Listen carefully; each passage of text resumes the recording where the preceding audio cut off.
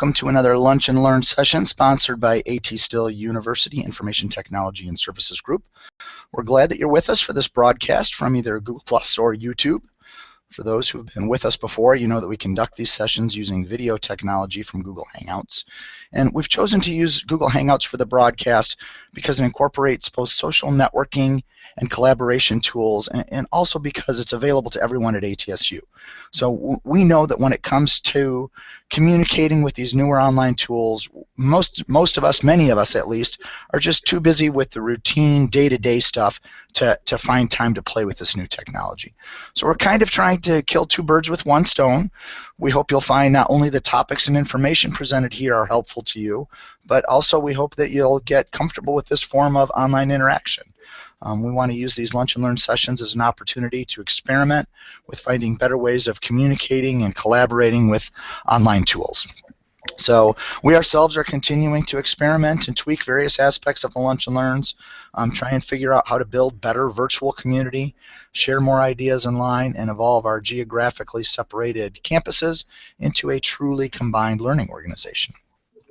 So if you're participating for the first time, just sit back and relax. You can either sit back at your computer, sit back at your mobile device. If you're using one to watch this, that'd be great.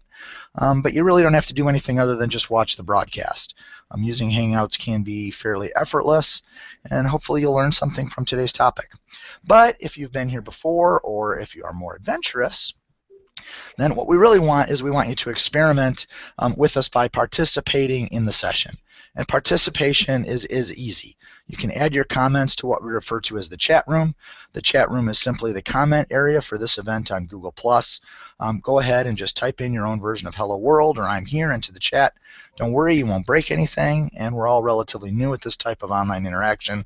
So think of it as a chance to play as well as to learn. We really encourage you to interact with others throughout the session, ask questions, share your opinion, post your thoughts, and engage in some healthy and hopefully fun online discussion about the topic.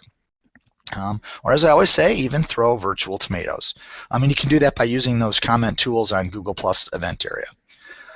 So we have people that are monitoring those areas or that area, and we'll try and work your questions and ideas into the session. Today we are fortunate to have with us members of the communications and marketing team who are going to give us a little bit of a brief introduction into what we're calling the Brand Identity Toolkit. And I'll let them explain more about what that is. But basically, my understanding is this is kind of the first of a series of phases for the Brand Identity Toolkit. And we'll see lots of additional features and functions rolling out over the next few months. So it's really the first chance for us to kind of get a look at it, and we appreciate them being with us. To my left would be Gail Doss. Hello. Hi, Gail. Thanks. And then to Gail's left is Katie Thudium. Hi, Katie. And then on the far left is Virginia Halterman. I think Virginia's basically going to be here more for the Q&A part, so she's just going to kind of be quiet for the first part of the session. And then to my right is Jean Arnold, and Jean is kind of our producer in the background, making sure that the screens are working properly and that things are going well. So thanks, Jean, for doing that. So we're going to turn it over to Gail and let her start. And Gail, if you would, just kind of tell us a little bit about the Brand Identity Toolkit, what's the purpose of it, and give us a little background. Okay, well, thank you, Brian. I just would like to give a little bit of an introduction in regards to what came about to developing the toolkit. And the toolkit was basically developed for the growing needs that we know and we hear from our clients of the university. So basically how we started to develop the toolkit was we did an internal audit of all the requests that came into communication and marketing. And we based on many of the things that I'll just touch on in the toolkit, but basically we took those top 10 things that we were getting consistently requested of and built them into the toolkit. And I'm sure many of you probably question, how will the toolkit benefit you? And as Brian has touched on, we're going to be developing this in many phases. So this current phase, we tried to hit quite a few items. That doesn't mean everything's going to be there at first, but it's going to be growing and changing. So, please check back with us again and again and again, because we will be constantly updating the toolkit. So what I would like to do is to show you, if you haven't gone out and looked at the toolkit yet. You gonna do a screen share here, Gail? I'm going to do a screen share. Okay, yeah, that'd be great. And then maybe give them the URL too, so that they just kind of reinforce where it's at. The URL and the long way to get there is they can basically go to the portal, and at the menu at the top there's departments, and go to communication and marketing, and then when you go to communication marketing there's the toolkit. Also the URL is the www.atsu.edu/communications/branding_toolkit/index.html. Maybe we can give you a little hand shortening and getting a short code for that too. So we'll work on that a little bit. But basically you should be able to see, this is the brand identity toolkit. On the left side are many menu items. We're just going to touch on a few, because really there'll be things in here we may not cover today, but that's why we encourage everybody to go in and explore. I'm going to hit on a few things, and I'm going to have Katie jump in too. But one of the first things I wanted to cover was the ATSU brand identity and guidelines. In here is basically providing guidelines on how to display ATSU logos or word marks. There's just a variety of things in here. What is the authorized logo and acceptable uses? So this is basically the area you would need to come to explore those guidelines. The visual identity in here are basically, a lot of people don't understand that there are many elements that provide visual messaging for us in the university, and those are things like colors and fonts and stationery. Because stationery is a communication tool. Many people don't think of it that way, but it very much is. So there's just a variety of things in here. I'm just scrolling through it quickly, of examples that would be in here to give that information to you. And then I'm going to hand it over to Katie. She'll talk about the writing section. Okay, well, I will discuss the writing and style guide sections of the toolkit. Writing in the communication marketing department really covers a wide range of projects, anything from flyers and brochures to e-blasts and newsletters. We can help you with preparing and editing your content. And to help you write your communication, the writing section of the toolkit provides an overview of using standard messaging and a variety of boilerplates that you may need. So if you need a paragraph about ATSU, its college and schools, locations, the mission statement, and notices, things like notices of discrimination, that sort of thing, you can use the paragraphs provided directly from the toolkit by copy and pasting. Of course, we can help you with more than just boilerplates, but these are the standard paragraphs available for you to use. So if you need more, or if you have questions, you're of course welcome to contact us and we can help you. Moving on to the style guide section, specifically in writing, ATSU uses a style guide that is specific to our university, and this guide is available here and is the standard for all communication, whether it's internal and external, print or online. And our style guide is based off the AP, which is the Associated Press style book, so it looks like the kind of content that you would read in the news, whether on a news website or in the newspaper. And we have specific guidelines for ATSU, so if a rule isn't included in our style guide, you should then reference the AP style book, which we have available in our office. And clearly here, I'm not going to read through the entire style guide, but we do want you to be aware that we have specific ways to reference things. Things like time and date formats, how we reference Dr. Still, how we reference the university, students, alumni, departments, programs, phone numbers, everything. So if example, we no longer use periods in academic degrees, so that applies to things like the DO, MS, MPH, all of those.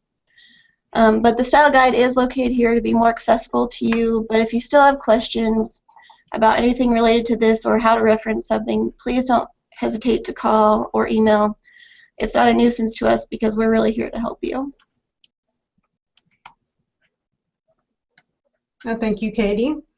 The next thing I was going to hit on is the brand tools.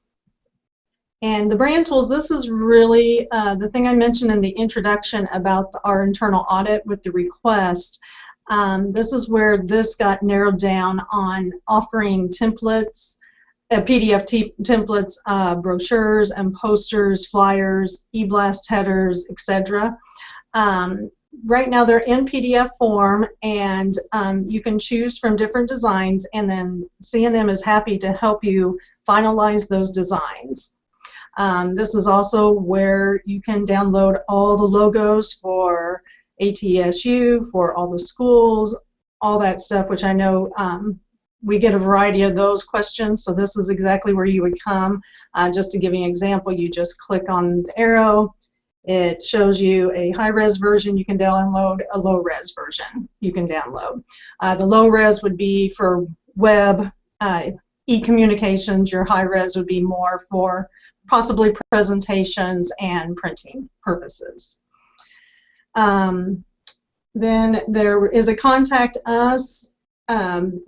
We tell, since we're on both campuses, basically how to reach both of our campuses, and then all of us that are on staff in communication and marketing. So if anybody has any particular questions, they would know maybe who to ask for. And then the other thing I want to point out is that the brand identity toolkit is searchable. So up here at the top under the header, you can type in instead, so you don't maybe want to dig around in these different menu items, then you can just type in at the top and search. And that may come in handy, especially with the style guide, because as Katie mentioned, it's very long, and you may just have a specific question in that regard. So basically, as I've mentioned already, that we really want everybody to keep checking. We're going to be updating it constantly. So check back often, and then we do encourage people to provide us feedback, because this toolkit is for you. It may have been created by communication marketing, but really is for everybody at the university. So please provide us feedback, because there may be something we don't realize that you may need that will make your job easier. Yeah, I mean, I think of it as kind of a little cheat sheet for me. You know, there are lots of times when I would like to have some canned language that we use for different things. If I can go in and cut and paste it into something, that'd be great. Do you guys, how do you really see the majority of people interacting with it? That I don't know if I can answer that accurately, just based on maybe some conversations that we had, and plus we did some beta testing before this came out. People just kind of go in and explore and kind of see what's available, or it's also a point that if they don't, they have a question, they may not know where to go in the toolkit, then they can contact us and say, hey, did you check out this page? Yep. On there. So it really it's hard to answer any specific way one person may use it, because everybody has different demands on their jobs. I know the question that I asked you, I think when we were rehearsing or something, was for PowerPoint, and I see there's a question that's come in over the chat that was about, is there a PowerPoint slide format for use at national conferences for when we present research? That's coming from Jim Ferris from ASHES.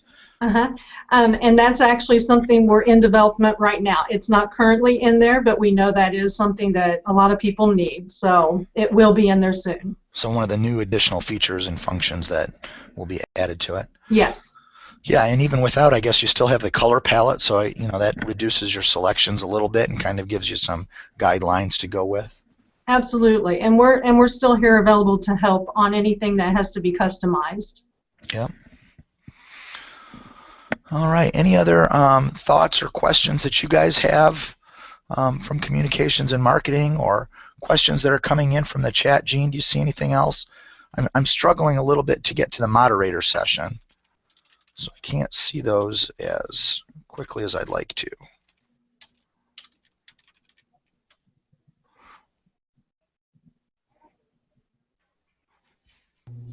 Okay, I'm just going to jump in. We have a, does MC provide the preferred font styles?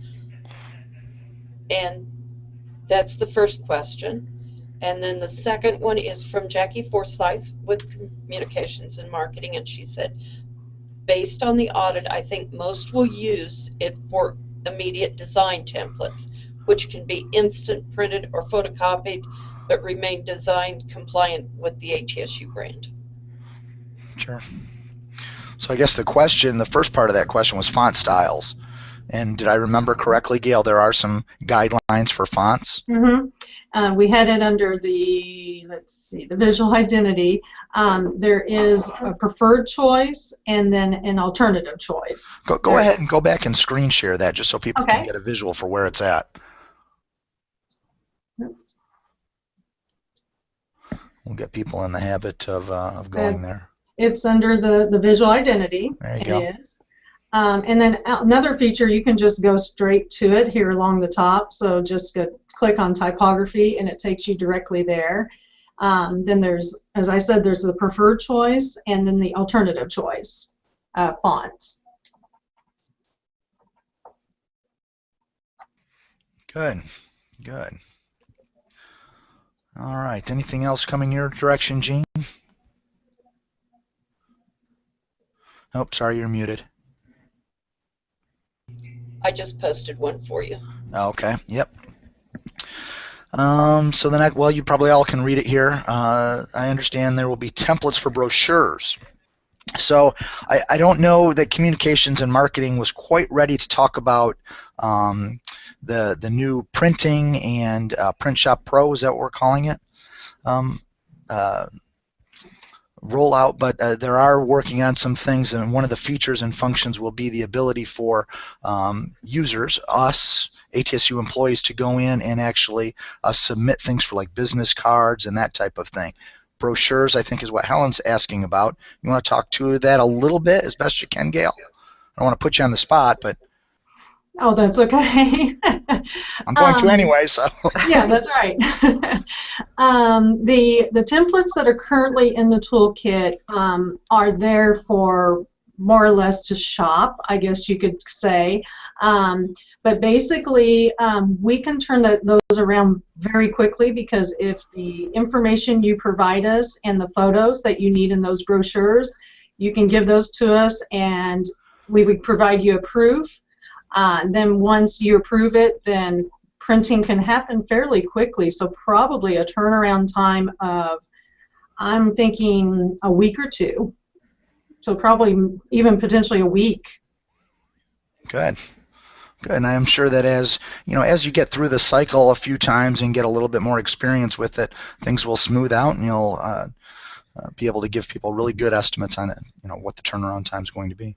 Absolutely. And we are working on templates that will be more do-it-yourself, that will be part of the toolkit too. So that will be even faster turnaround time for people because they can do it themselves. Question about the fonts. So in the guidelines for fonts, the question is, are those the fonts that are being suggested for correspondence? Yes, and that's why we have fonts that are more your traditional style. It's actually a serif font, and then we have a sans serif. And not everybody's going to have the preferred choice font, so that's why there's the alternative choice. And I believe most everybody has the alternative choices, which is Times New Roman and Arial. And those would be fine for any kind of correspondence. Good. A question or a comment, more than a question, about using the favorites in the portal. And if you guys don't mind, I'm just going to go ahead and demo that real quick. I'm going to go ahead and screen share for myself, and we'll see how well I can do this. Go ahead and pop my screen up there if you would, Gene. And then I'm going to go to the portal. And so one of the suggestions is to create a favorite for the brand identity toolkit. And It's a feature that's on the portal that's really not very well utilized for a lot of people. If you come in here to, I believe it's under Gadgets, and click Favorites, you can see that you can just grab this Favorites icon and put it in here. And then from this place, from this area under Favorites, you've got under Column 1, you can add whatever kind of favorites you want. So if I wanted to add a favorite here, I'm going to go back to where the Brand Identity Toolkit was. I'm going to copy and then paste that into the URL. And I'll go Brand Identity Toolkit. And I'm going to go Save. And now all of a sudden I can just one click and get there. So that's a nice little way to do it. It's really no different doing it in the portal than if you were to use your browser bookmarks and do it the same way. So I'm not sure which direction the comment was coming in from, but it's a good suggestion either way.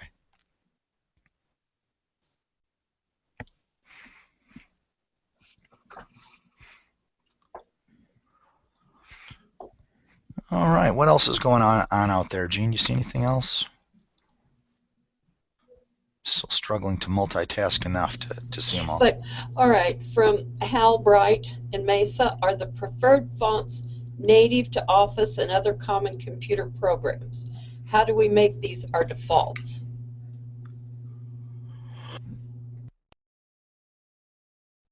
Jean, I think you broke up a little bit on when you were telling the question. Okay, let's try it again. This is from Hal Bright in Mesa. Are the preferred fonts native to Office and other common computer programs? And how do we make these our defaults? I'm not sure if they're going to be native. Gaudi Old Style, which is one of the preferred ones, should probably be native to maybe the Microsoft Office software. Myriad Pro may not be. And then setting it as a default, I'm probably going to defer to Brian because Brian might be able to advise in that regard. Yeah, I think what we'll do is why don't we do a little bit of research on that, and then we can post it in the comments afterward so that it's at least captured there and let people know what the best way is to do that. Okay, thank you. Yep. Good question though, Hal.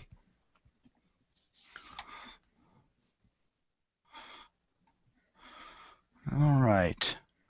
Virginia, did you have anything more that you wanted to add to it? Or are you just there for moral support to, you know?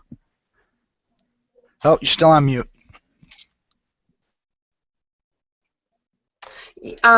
Yes, of course, moral support, but also just to encourage people to really get in and use the tool. Look and see what's there. Let us know what your needs are. As Gail mentioned, we did that internal audit to service the needs of the clients, what we were seeing coming in as work orders. But we know that that's ever changing. And so it's really important that our constituents, our clients, reach back out to us and share information and let us know what their needs are. So that would be the piece of advice that I would leave with them today. Good. And I'm just assuming an email is the best way to get that feedback to you guys? Email is great through the communications@atsu.edu. But also, I encourage people to pick up the phone. If you know, that way we can give you a very quick response. I just like that one-on-one communication, and would encourage people to do that. Good. And from the little conversation we've had beforehand and otherwise, I think we'll bring you guys back in another month or a couple months and go through maybe some of the phase 2 or phase 3 adjustments that are being made too. We have a lot of exciting things happening in communication and marketing, and we're really eager to share those as they roll out. So stay tuned. Yeah, that's good. You know, it seems like we've really struggled for some time over where to do our branding, whether you do it at the university level or whether you do it at the program level. And it's nice to see some kind of groupthink starting to occur there and get all of this kind of corralled together. That's nice to see. Mm-hmm. It's encouraging. And I know I'm excited about the website too, which we don't want to talk about here necessarily, but some improvements that we'll see coming up to the website and integrating some of these same thoughts in the identity toolkit into the website as well. Good, Gene. If you don't see anything else there, then I think we're going to cut it quick. There's no sense of holding people hostage if there aren't a whole lot more questions. And the content's all out there for people to look at. So feel free. Go out there and look at the Brand Identity Toolkit and give your feedback back to communications and marketing. Communication and marketing, sorry. All right. Before we wrap it up, then I'll put in one little plug for the next session that we're going to do. The plan for the next session is to talk a little bit about mobile. And we tried to get this one scheduled, I think, back in November. And one of our guests kind of fell through at that point. But I think we've got some good guests that we'll bring in for that. Talk a little bit about mobile and what's going on in the mobile world. For education as an industry, and then talk a little bit about what we're doing with mobile for ATSU as well. So I think that'll be a good session that's coming up in a couple of weeks. Good. Nothing else. Thanks a lot, guys. Appreciate it. Thank you, Brian. Thank you, Jean. Thank you.